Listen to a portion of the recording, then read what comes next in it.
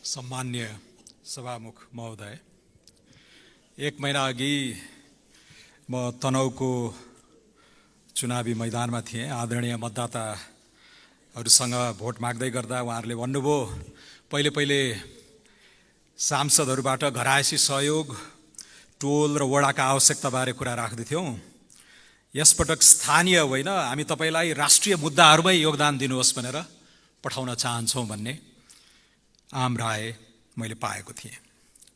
आज हामी राष्ट्रकै नीति, कार्यक्रम, बजेटको छलफलमा छौँ। तैपनि सबैलाई लागिरहेको छ, एउटा शब्द दोहोरी राखिया छ। कतै यो कर्मकाण्डमै हामी सामेल भइराखेका त छैनौँ। विनियोजन विधेयकको सिद्धान्त र प्राथमिकता आयो, एक सरो छलफल भयो, त्यसमा संशोधन हुने इत्यादि परिमार्जन हुने गुन्जायस थिएन। अहिले नीति तथा कार्यक्रममा पनि त्यस्तै वातावरण छ। फुल स्टप, कमा पनि चेन्ज नहुने सरकारले नचाहेसम्म। र बजेट पनि लगभग अब यो वेस्टमिन्स्टर पद्धतिमा बहुमत प्राप्त सरकार हो भने यो रुटिन सरह नै पास हुने र सरकार आफ्नो मन्दगतिमा घिचिघिची अगाडि बढ्ने नै चाहिँ मान्यता हामी सबैले देखिरहेको कुरा हो। तैपनि पक्ष विपक्षमा विभक्त छौँ, तर्क वितर्कहरू आएका छन्। एउटा पक्षले भनेको छ गजबको भिजन बोकेको अद्वितीय दस्तावेज छ, अर्को पक्ष भन्छ यो अल्छी विद्यार्थीले टिप्पण टापन गरेर हतारमा लेखेको कालो अक्षरको थुप्रो जस्तो छ भनेर पनि आलोचना। राष्ट्रिय स्वतन्त्र पार्टी एक्सट्रिम पोजिसनहरू राख्दैन। राष्ट्रिय स्वतन्त्र पार्टी रचनात्मक प्रतिपक्षीको भूमिकामा उभिएको छ र हामी भन्छौँ यो हो परम्परा धान्नलाई ल्याइएको एउटा दस्तावेज हो र परम्परा धानिएको पनि छ। नवीनता, ऊर्जा, प्रेरणा, महत्वाकांक्षा इत्यादिका कसीमा हामी अझ राम्रो गर्न सक्थ्यौँ होला। तर विगत 10 वर्ष मात्र होइन, त्योभन्दा पनि अगाडि गयो भने, तर विगत 10 वर्षदेखि त म आफै पनि राज्य प्रणालीमा परोक्ष अप्रत्यक्ष रूपले संलग्न भएको हिसाबले यस्तै नै हो नीति तथा कार्यक्रम, यस्तै नै हो। नीति तथा कार्यक्रम अझ विशेषतः सिद्धान्त प्राथमिकता चाहिँ अर्थ मन्त्रालयको बजेट महाशाखाको सहसचिवको नेतृत्वमा यसो 2-4 दिनमा लेखिन्छ। यो चाहिँ सबै मन्त्रालयबाट 5-10 वटा बुदाहरू जान्छन्, मुख्य सचिवले गाँस्नुहुन्छ यसलाई।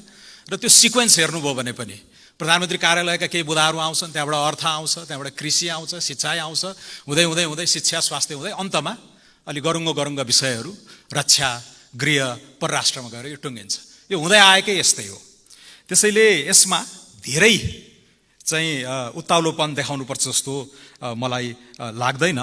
र यही मेसोमा चाहिँ हामी के भन्छौँ भने कतै यो कर्मकाण्डलाई क्रमभङ्गतातिर लाने हो भने मलाई लाग्छ एउटा सिक्वेन्स मिलिराखेको छैन। यो सिद्धान्त तथा प्राथमिकता, जुन बजेटको सिद्धान्त प्राथमिकता विनियोजन विधेयकको औपचारिक नाम त्यो छ, त्यो आउने अनि सम्मान्य राष्ट्रपतिज्यूले यो नीति तथा कार्यक्रम बोल्ने, यो अलिकति मिलिराखेको छैन। मलाई के लाग्छ भने यो यसरी नै गरिँदै आएको भनेर कसैले यसलाई out of the box thinking नगरे पनि हुनसक्छ। सिद्धान्त तथा प्राथमिकता फेरि बजेटमा गएर दोहोऱ्याउनुहुन्छ अर्थमन्त्रीले पर्सि 15 गते। त्यसैले अलिकति लामो व्याख्या गर्ने गरेर सिद्धान्त र प्राथमिकता त्यसैमा गाभौँ। यो अगाडिको सिद्धान्त प्राथमिकतालाई हामीले वी क्यान डु अवे र नीति कार्यक्रमबाटै यो सत्र, यो बजेट सेसन सुरु गऱ्यौँ भने चाहिँ र समय राखौँ, सार्थक बहस गरौँ, कन्टेन्टमा गएर चाहिँ बहस गरौँ हैन। दिगो विकासका प्रारूपका कुराहरू छन्, आवधिक योजनाका कुराहरू छन्, आर्थिक कार्यविधि र वित्तीय उत्तरदायित्व ऐन 2076ले निर्दिष्ट गरेका कुराहरू छन्, स्रोतको अनुमान, मध्यमकालीन खर्च संरचनाका कुराहरू छन्। र त्यो नीति तथा कार्यक्रममा फुकेका यी निर्जीव जस्ता चाहिँ प्याराग्राफहरू, 188 वटा प्याराग्राफहरूलाई बजेटसँग गएर टाइअप गरौँ, कोडिङ गरौँ।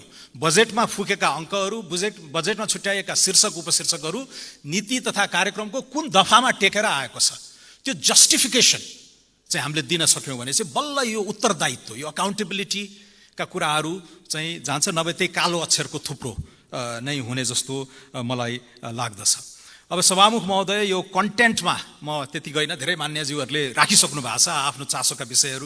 शिक्षा, स्वास्थ्यमा त्यति आएन भन्दै हुनुहुन्थ्यो मान्य तोसीमाजीले, तर लगभग आफ्नो चासोका सरकारका विषयहरूमा सबैले धेरै कुराहरू राखिसक्नु भएको छ। म बजेटमा अलिकति डिटेलमा कुरा गरौँला। आज चाहिँ 3टा अलिक ठुला विषयहरूमा म छोएर केही रचनात्मक सुझावहरू पनि दिन चाहन्छु। पहिलो, यो क्षेत्रगत लक्ष्यहरूको हकमा अब यो मन्त्रालयबाट आएको हुनाले भनौँ न, खानेपानीले भनेको छ घर घरमा धारा पुर्याउँछु यति समयसम्म, ऊर्जा मन्त्रालयबाट आयो होला घर घरमा हामी चाहिँ आधुनिक ऊर्जा पुर्याउँछौँ भनेर, स्वास्थ्य मन्त्रालयले कुपोषणको कुरा गरेको छ, मातृमृत्यु दरको कुरा गरेको छ, अर्थ मन्त्रालयले बहुआयामिक गरिबी घटाउँछौँ इत्यादि भनेको छ, असमानता कुराहरू छन्, लैङ्गिक सशक्तिकरणका कुराहरू छन्, डिजिटलाइजेसन, जलवायु परिवर्तन, सडक सञ्जाल यावत कुराहरू छन्।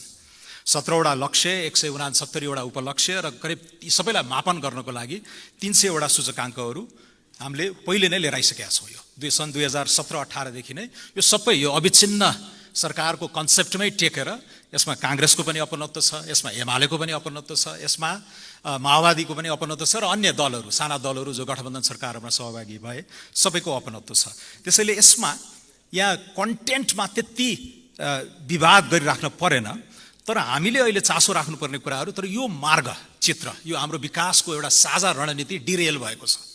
त्यति बेला हामीले भनेका थियौँ वार्षिक हाम्रो 20 खर्ब लाग्छ राष्ट्रिय रूपमै, सरकारको त बजेटै 16-17मा खुम्च्या छ अहिले, तर राष्ट्रिय रूपमै निजी क्षेत्रले पनि 35% जति हाल्छ, सरकारले 50-55 हाल्छ, गैर सरकारी संस्था कोअपरेटिभहरूले हाम्रो घर हाउस होल्डले पनि हाल्छन् 5-7% भनेर, त्यसरी अनुमान गरिएको त्यो खाका अलिकति भत्किएको छ।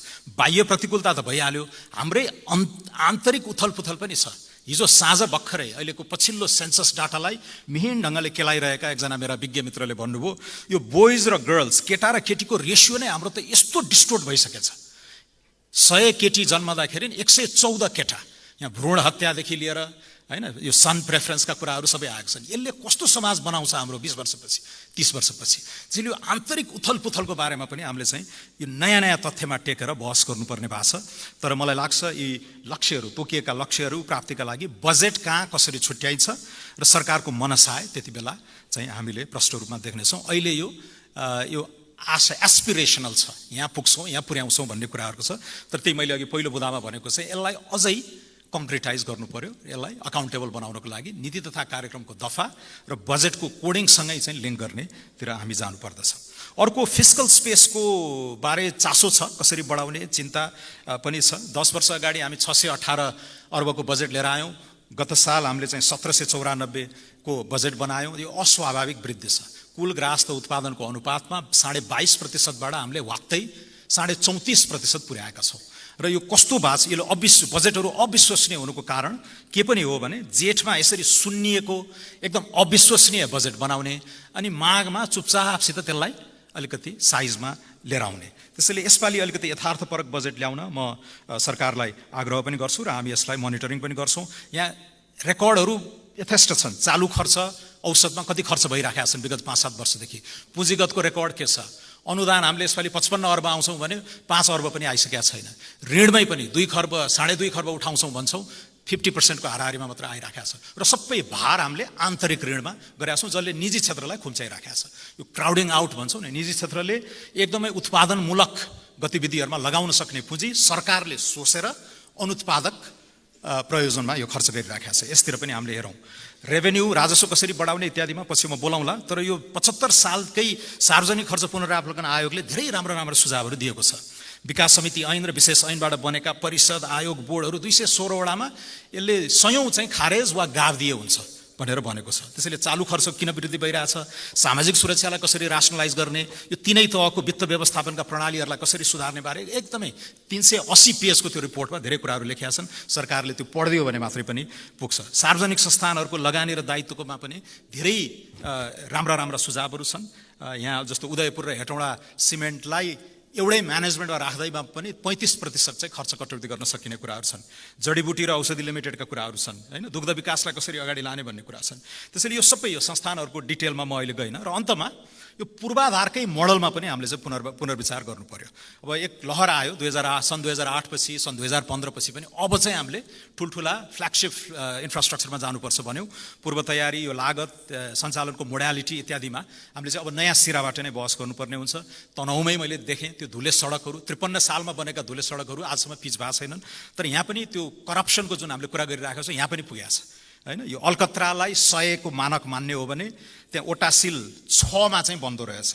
डीबीएसटी भनेको यो चाहिँ डबल बिटुमिनस सर्फेस ड्रेसिङ करिब 12 मा बन्दो रहेछ। भनेपछि यो अलि सृजनशील भएर हामीले करप्सन र पैसा त्यो दोहनकारी राजनीति हैन, यो विकृत निर्माण व्यवसायीहरू र राजनीतिको यो खराब नेक्ससलाई बोक्नको लागि चाहिँ ब्रेक गर्नको लागि पनि हामीले चाहिँ यो सृजनशील भएर अगाडि जानुपर्नेछ र यसमा पनि राष्ट्रिय पुनर्निर्माण पूर्वाधार प्राधिकरण इत्यादि बहस गरेर हामीले नयाँ सिराबाट जाउँ। नीति, नियत र क्षमता यी तीनटैमा टेकेर एउटा यथार्थपरक, विश्वसनीय र आशा जगाउने खालको बजेट आओस् र यो नीति तथा कार्यक्रम र बजेट बीचको लिङ्केज एकदमै टाइट भएर चाहिँ अगाडि जाउँ, ताकि हामी फेरि सबैजना 275 जनै 65 जनै सांसदहरूले चाहिँ खालि यो कर्मकाण्ड भयो भने र आफ्नो कुराहरू राख्ने इत्यादि रेकर्डको लागि मात्रै यो औपचारिकता नहोस् भन्ने मेरो आग्रह पनि हो। धन्यवाद।